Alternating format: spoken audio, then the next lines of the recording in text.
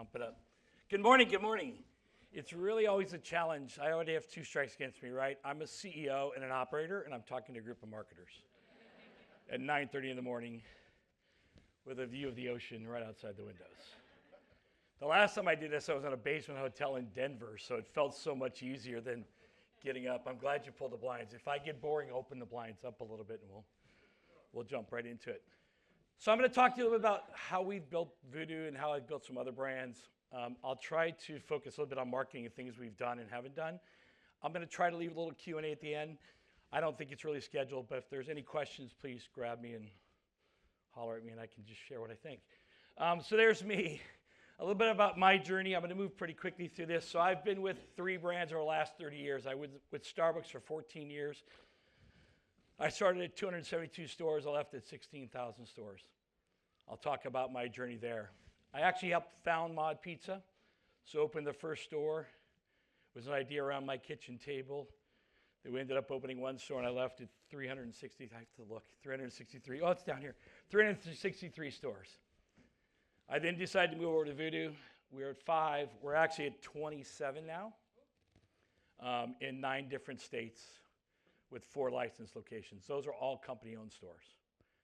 Small, but we're about a $75 million company. Our AUV is about $3 million per store in donuts. So let's talk a little bit about just my journey real quick, and then we'll get into our deal. This is my journey with Starbucks. I actually helped open. I lived in Amsterdam. I lived in London. I lived in Kuwait.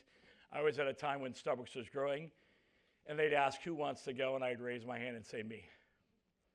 The last 3 years of my career there, I worked for Howard BR as one of the founders of Starbucks on special projects where I kind of learned and cut my teeth. I've never worked in another industry.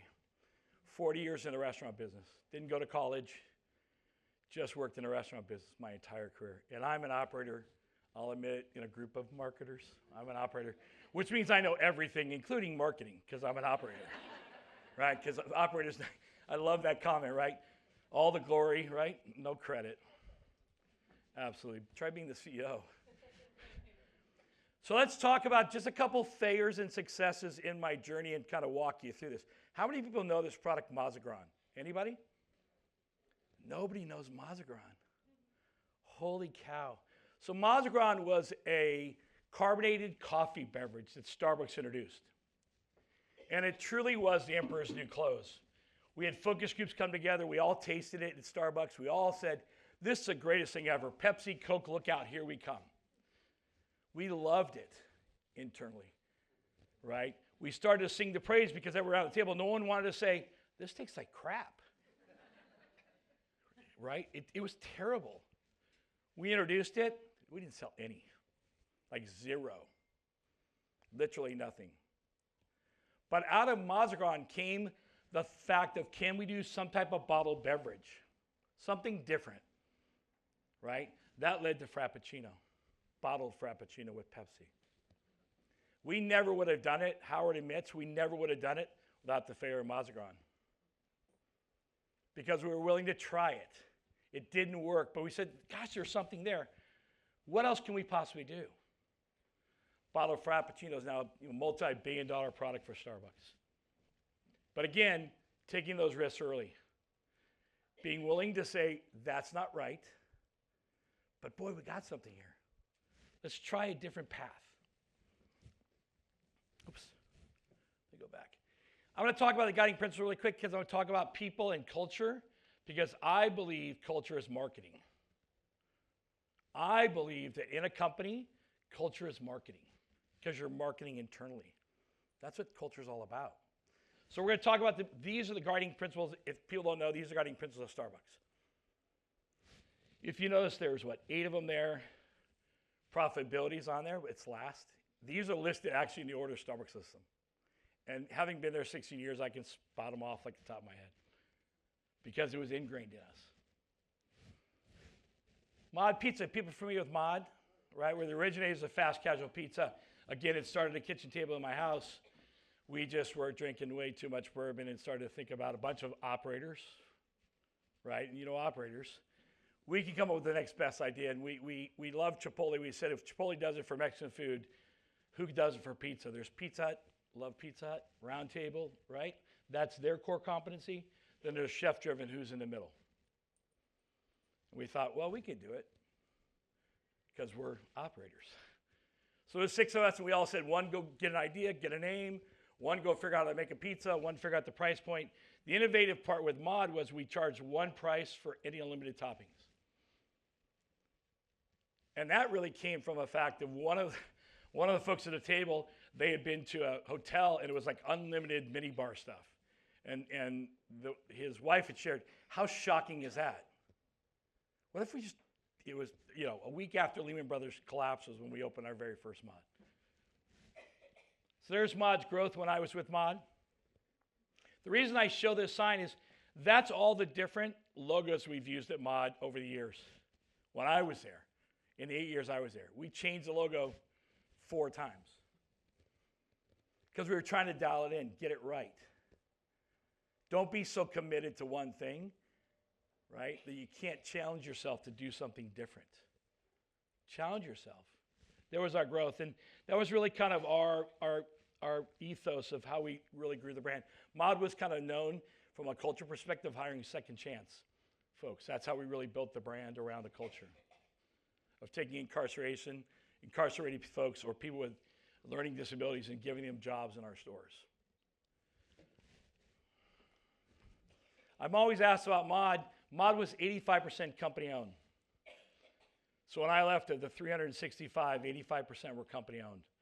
We franchised only because we wanted to be first mover advantage, and we knew if we didn't go quick, we'd lose first mover. So we had to franchise it out. But this is the store that made all the difference in Mod, and I'm going to talk a little bit about this story. This is a nondescript strip mall in Alderwood, Washington. It was store number 5. We had opened 4 stores. None of them worked. They just didn't work. Downtown Seattle, we got lunch crowd, nothing more. We opened a university district right off University of Washington. The college kids want quantity over quality. They want a pizza the size of that table for $10. They didn't care unlimited toppings. Oops, miss, right? We opened in Broadway, which is kind of a chef-driven area, Capitol Hill. Didn't work, right? We opened, and so we really literally got to 4 stores and said we're going to open one more and see if it works. So we picked this nondescript strip mall in Alderwood, California with our Fred Meyer. We call it a daily needs center. So it's a daily needs where people go, mom goes, dad goes in the minivan on the way home from soccer, stops at the Fred Meyer's, gets a dry cleaning, and goes home. Daily needs center. First time we tried it. We had a Five Guys right across the street from us, right across the hall. And so here's what we did. I literally sat outside that Five Guys for a month and counted head counts walking into Five Guys. I can't tell you how many times the police officer stopped me and said, "Are you counting again?" I'm like, "Yeah, I'm counting." And what I did was I counted head counts, and then I said, if we stole 10% of their business, how much would we generate, right? And there's the actual notepad that I used. Green days were, yeah, we can make it. Yellow days were, whoops, we're not going to make it there, right? But I share this because are you willing in your promotions and the things you do to go that extra mile? Go that extra mile. It wasn't easy, but we said, let's just try one more. We think we can make it. And the store opened at that time doing about $40,000 a week. And for us, that was 2010. Pretty good numbers. Here's kind of a quote that I came up with a long time ago, and somehow it's kind of followed me along. I don't want to build a chain. No one likes chains.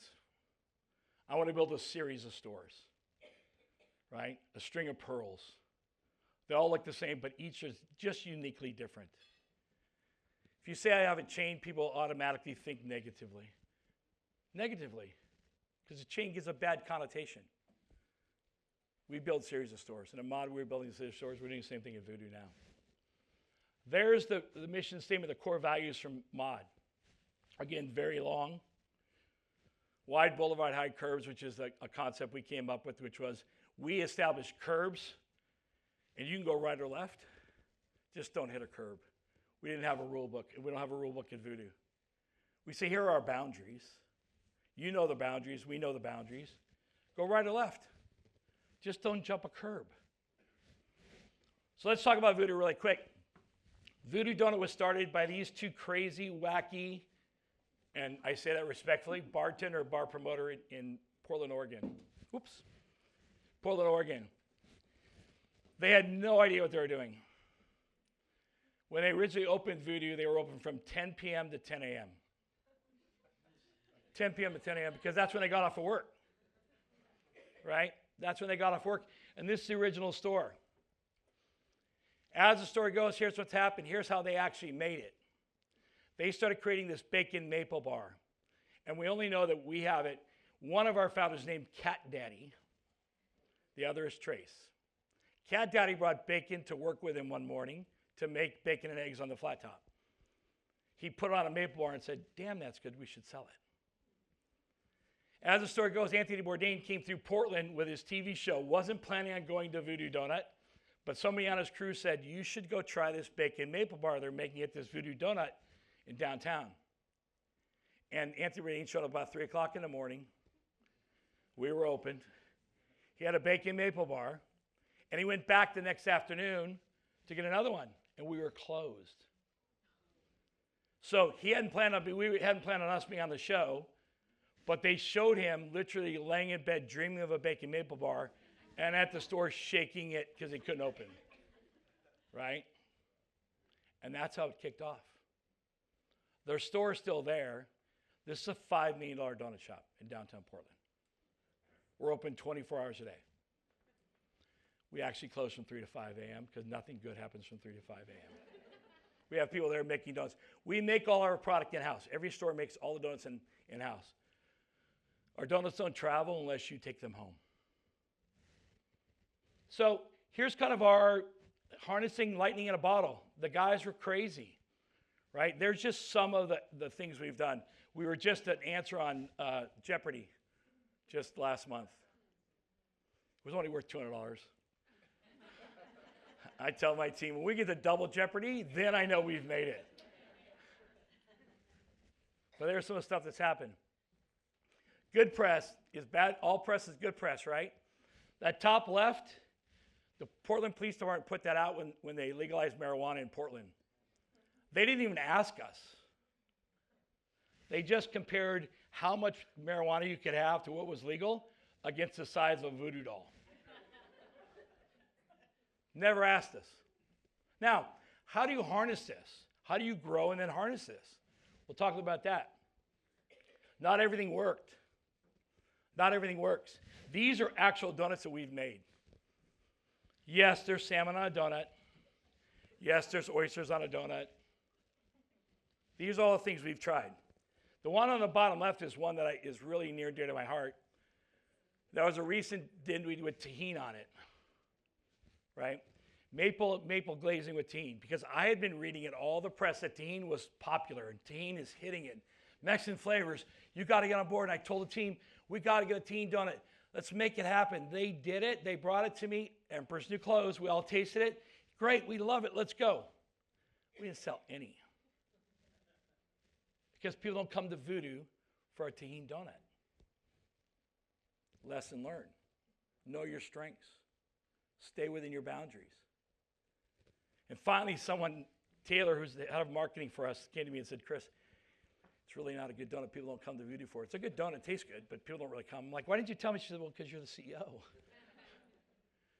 Lesson learned. Don't always be the smartest person in the room. Stay true to the core. Stay true to the core. We run LTOs every single month. We roll a new donut the first of every month. We run it for 30 days. Why do we do it? Well, coming out of COVID, we had gotten fat and lazy. We weren't doing any promotions because we were killing it. And we came out of COVID, and I was like, what are we going to talk to? What are we going to talk to our customers about on our social or in the stores? We have nothing to talk about. So now we challenge ourselves, and every single month we run an LTO. Some work, some don't, 30 days. Now, again, we're in a different world. We don't have franchisees. We have licensees. We license with Universal Studios. We're in LA and Orlando on their city walks. We're in the Denver airport and the Nashville airport. But they stay on board because we get far enough ahead of it and tell them 30 days. And we use things we have. But that's some of the stuff we've done recently. Cereal. Lean into what makes you unique.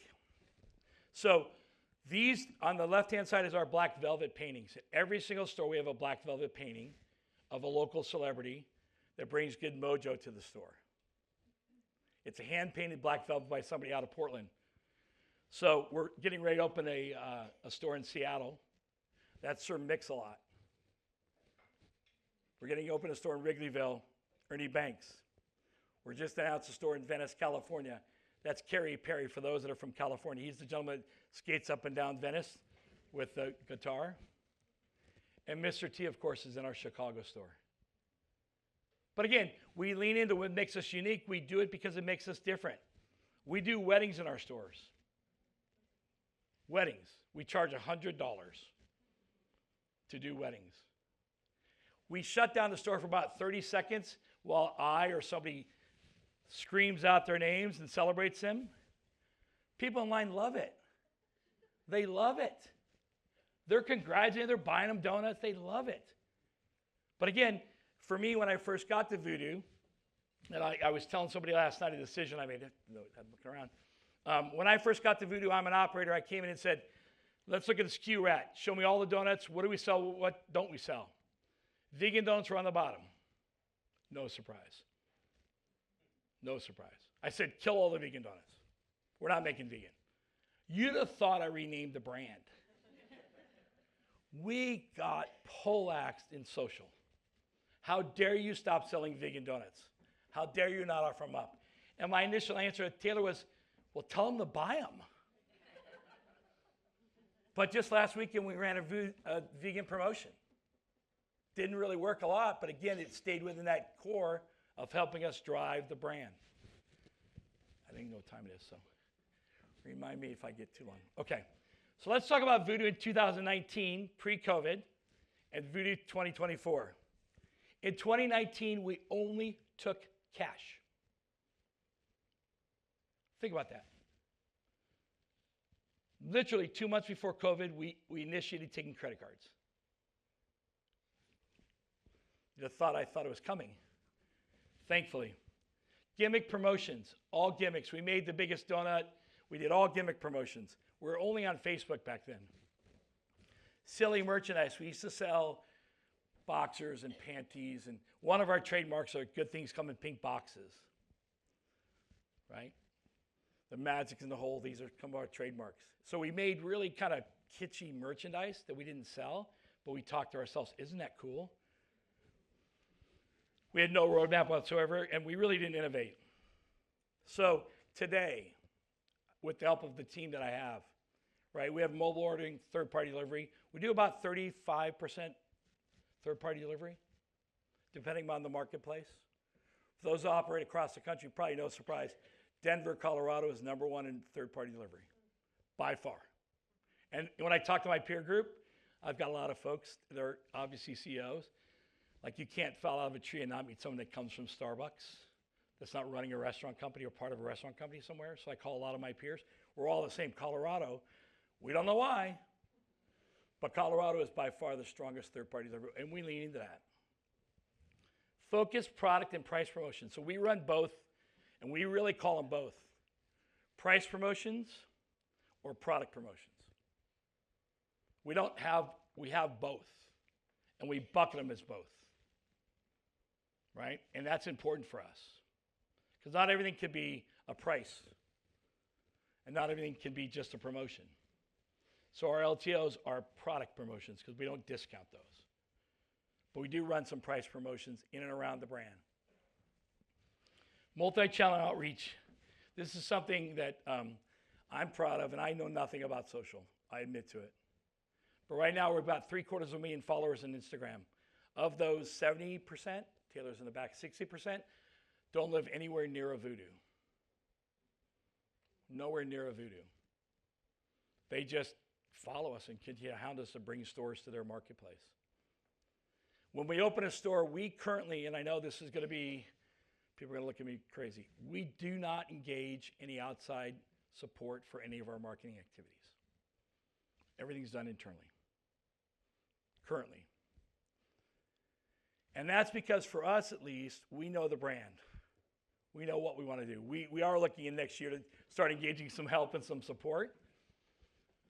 But the reality is we've really driven it because we've kept it internally. And we've kind of tried to stay the fact of, I like the fact that people think we're in Portland, Oregon, smoking a bunch of pot, selling donuts. I kind of dig that. In the meantime, we're in Chicago. We have a store in Dallas, 3 in Houston, 1 in San Antonio, 1 in Tempe, Arizona, 2 in Denver, 1 in Boulder. We just announced 2 in LA, 1 in Venice, California, 1 at Melrose and La Brea. We're going to be in Miami in the Wynwood District, a second one in Wrigleyville. Right? But I like the fact that we stay unique. I like the fact that people think that we're just up there smoking pot and making crazy donuts and having fun. And that's cool. That works for our brand. It works for our brand, and we really lean into it. We now have a strategic roadmap. That's Taylor's words. I'm really not sure how strategic it is, right? Besides sell more donuts. Because that's really at the end of the day, right? Our goal, every time we get together and talk about our marketing promotions, like what's our goal? Our goal is to sell more donuts. Now let's start there and build the map to get to that. Because we can spend all day long about more engagement, more this, more that, average ticket, all of that, and we do that. But today, our goal is to sell more donuts and innovation. So that's where we're at. I think we've even grown this from the last time. There's a couple pictures of our stores. We paint every building pink. Pink, pink, pink, pink, pink. San Antonio's on the bottom left. That's in Vancouver, and that's in Austin for those from Austin, Burnett Road. But all of our stores are pink. The very first thing we do is paint the building pink. If we can't paint the building pink, we don't take the site. We paint it pink, and then we say, we're coming. We don't put up a sign. We paint it pink and leave it for a month. We don't even tell people it's coming. But again, part of branding, right? Just the feel, just the color. We want people to recognize by the building color, like when you thought about Starbucks. When you saw that logo go up, you knew it was a Starbucks. You knew it was a Starbucks.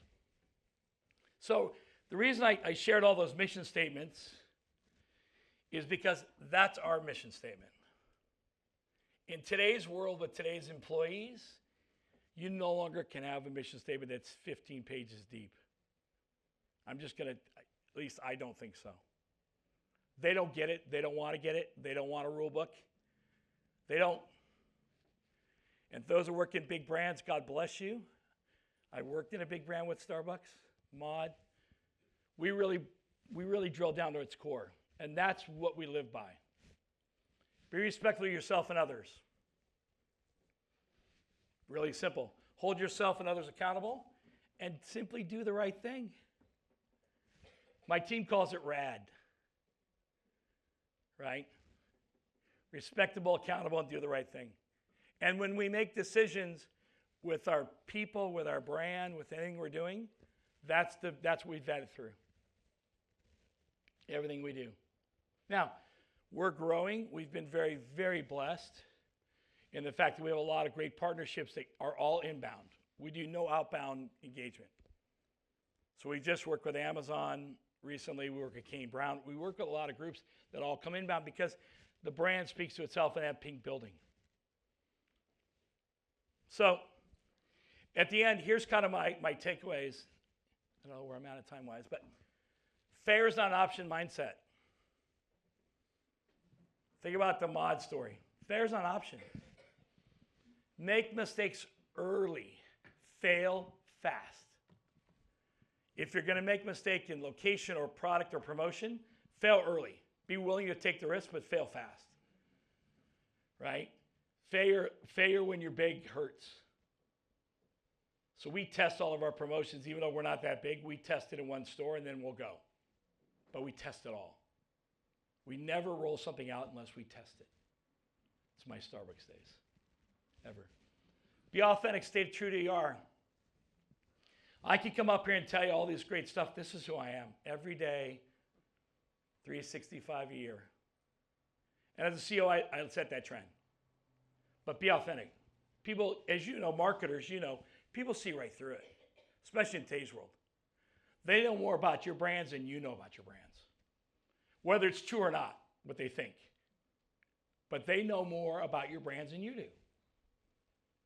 Through the social, it just happens. The world's smaller. Tell stories, be part of the conversation. So it's a lesson I learned a long time ago. I tell a lot of stories. Just grab me over a bourbon, I'll tell you stories. I told 12 stories last night. Tell stories. You get tired of telling them, people don't get tired of hearing them. And I think sometimes in marketing, we stop telling stories because we've told the story over and over again, whether it's to an internal group, an external group. We get tired of telling the story because, gosh, they've heard it already. Trust me, someone's going to take away something uniquely different from the story the next time. Continue to tell stories. Stories is all about the brand and who you are. I love this one. Not everyone in the hospital is a surgeon. Think about that for a minute. Not everyone in the hospital is a surgeon. So not everyone's a decision maker. Know who the decision maker is. Take in feedback, right? Think about it. In a hospital, you want a bunch of people giving opinions, but you only want the surgeon making the decision. How many of you sit in a room and no one knows who the surgeon is? We identify early on and we use that term. Who's the surgeon? We don't say who the decision maker is. Sounds way cooler to say who's the surgeon. Right? But who's the surgeon? And then we're like, okay, well, let's all talk about it. And then, surgeon, what are we doing? And enjoy the journey. That'll bring me to tears. I love what I do. Listen, I don't know anything about the restaurant. All I know is the restaurant industry. That's it.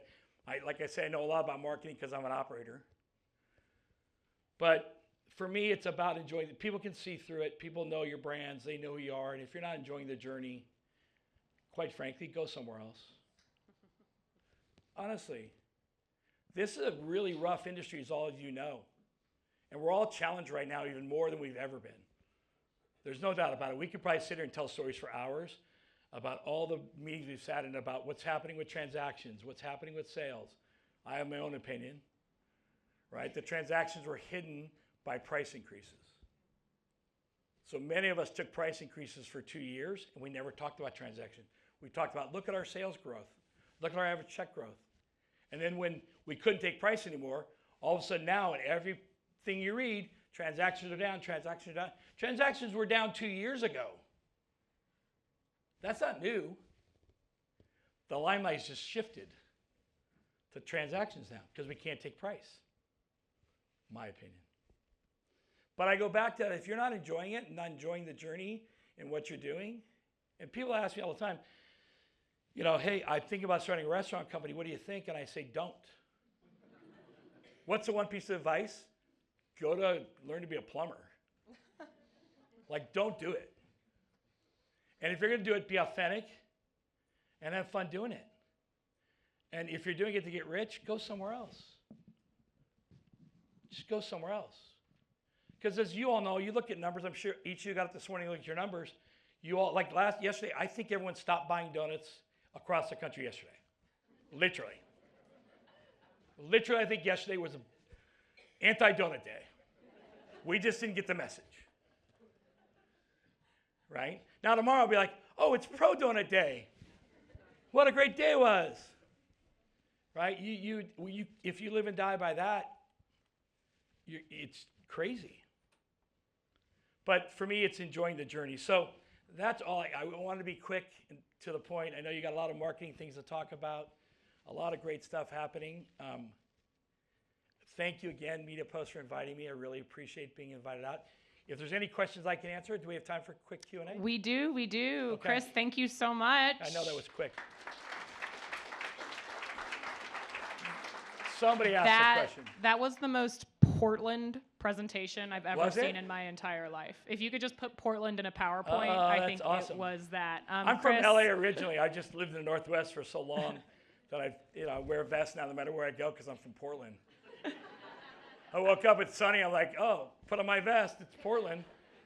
Chris, I have one ask for you. Yeah. Please go back and tell all of your operators that us marketers are good people, and we really do care about speed of service. I try every day, but, you know, We have time for a couple of questions. Anybody? I will call on people randomly if no one asks questions, so just be prepared for that. And please introduce yourself, who you are and who you're with. Hey, Chris, thanks, man. That was really great. Appreciate it. My name's Nick Kunalakis. I'm from Antherent. One of your core principles was tell stories. Can you just chat a little bit about how you guys are telling stories, creating stories, and then connecting to customers? And then an ask is like, how are you pushing those out? Thinking about it. So when I talk about telling stories, again, we have in our marketing world, right? We have two sets of customers, right? We have the external customers, people buying donuts and purchasing donuts and following the brand, and then we have a whole internal group, right? So when people say to me, I have a team of 5 marketers, I don't. I have 600 marketers. Everybody in the story is a marketing person. So as an example, we do a quarterly give back. We tie in with a quarterly give back every quarter. Right now we're working with HERA, Work Epilepsy Foundation last quarter. We actually have someone from that group come on a call with all the managers and explain what they do.